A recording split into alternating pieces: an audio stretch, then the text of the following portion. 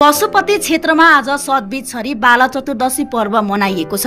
प्रत्येक वर्ष कृष्ण चतुर्दशी अर्थात् आजैका दिन पितृको मोक्षको कामना गर्दै बाला चतुर्दशी पर्व मनाउने गरिन्छ। देशका विभिन्न स्थानबाट आएका श्रद्धालु भक्तजनको पशुपतिमा भिड लागेको थियो। आफ्नो परिवार भित्रका दिवंगत आत्माको चिर शान्तिको कामना गर्दै श्लेषमान्तक वन 108 शिवलिङ्ग, कैलाश डाँडा, सूर्यघाट, गौरीघाट, आर्यघाट, गुहेश्वरी, पशुपति, मृगस्थली, विश्वरूप र किरातेश्वर आदि ठाउँमा सतबीज छर्ने गरिन्छ।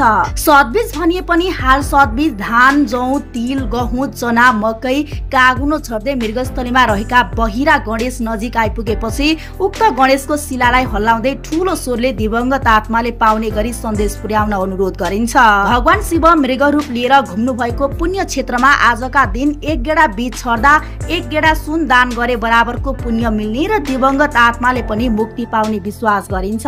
बागमती किनारको मृगस्थलीमा भगवान शिव मृग रूप धारण गरेर विहार गर्नु भएको थाहा पाई शिवरूपी मृगलाई चिन्न पार्वतीले विभिन्न किसिमको बीज छरेको पुराणमा वर्णन गरिएको छ।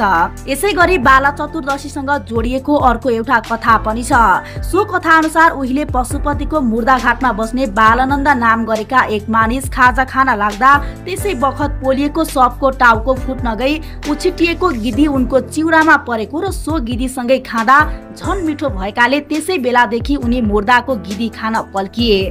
त्यसपछि मानिसको गिधी खाने कार्य तथा लामा दारी जुङ्गा र कपालले गर्दा मानिस डराई उसलाई बालासुर राक्षस भन्न थाले। त्यसै बखत उसको राम्रो परिचय पाएका एकजना थकाली बुढाको सल्लाह अनुसार स्थानीय बासिन्दाले बालासुरको मित वृषसिंह मार्फत उसलाई मार्न लगाएको किम्वदन्ती पनि छ। मार्ग कृष्ण चतुर्दशीका दिन श्लेषमान्तक वनको वरिपरि सतबीज छर्दा बालासुर बैतरणी तरेर गए।